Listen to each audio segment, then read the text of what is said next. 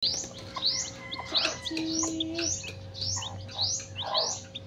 po mga katropa farming. Pakainin po muna natin itong ating mga manok.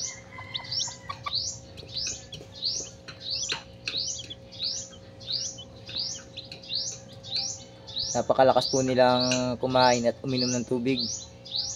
Sa sobrang init po kasi ng panahon ngayon.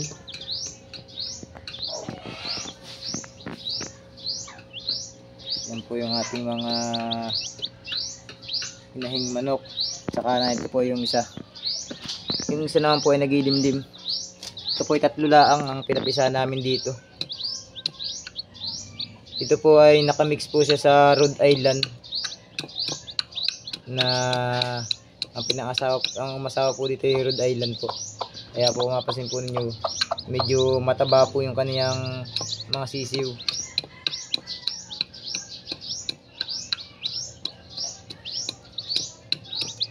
Kaya ang paa niya may balahibo. Na mana sa nanay. Mana sa nanay. Diba? Kasi silky yung nanay niya. Ano? Silky chicken.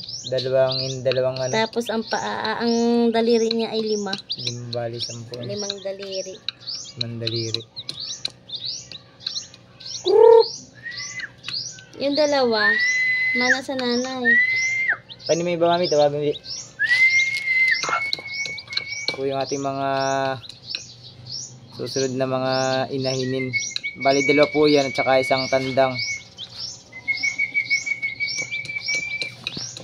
Ayan po. Yung ating mga napapakainin na po natin yung mga alpas po natin. Alpas lang po dito yung ating mga manok.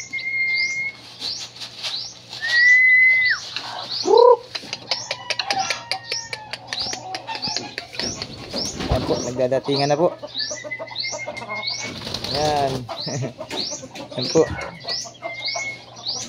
Yan.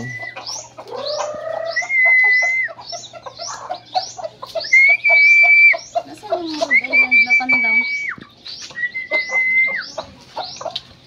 Ang pakain naman po namin dito sa mga alpas na ito ay concentrate po ang pakain namin. Regular. Regular lang po yan po. Mumurahin lang po na concentrate. Ito po yung silky chicken namin, bali malaki na po siya, hybrid na po, tapos hindi na rin po itim ang laman, puti na po ang laman niya. Tinanggal na po namin yung mga silky chicken namin na mga itim ang laman, minix na po namin sa pinalaki na po namin. Mapansin po ninyo, yan po ay malaki na.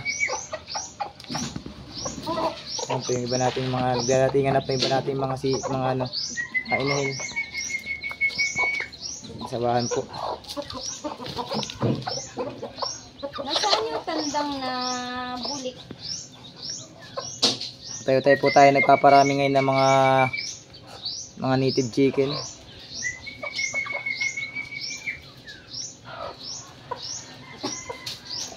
Napaka sarap ng pagmasdan pag po marami na yung ating mga manok. Ito po dati ay napakarami po na rin. Gawa po nung panahon dito sa amin ay sobrang haba po nung pag-ulan. Kaya po yung mga itlog nila ay hindi po namin pinapapisa sa kanila. Bali kinakain lang po namin. Kasi hindi rin naman po mabubuhay pag po sobrang ulan. Nagkakasakit lang po mga sisiw, nagkakasipon. Kaya po ngayon lang po kami ulit nagpapisat. Ngayon po ang panahon dito sa amin ay tag-init na po. Season po talaga ng pag-aapisa ng mga manok. Nandun yung iba ay Nasaan yung iba?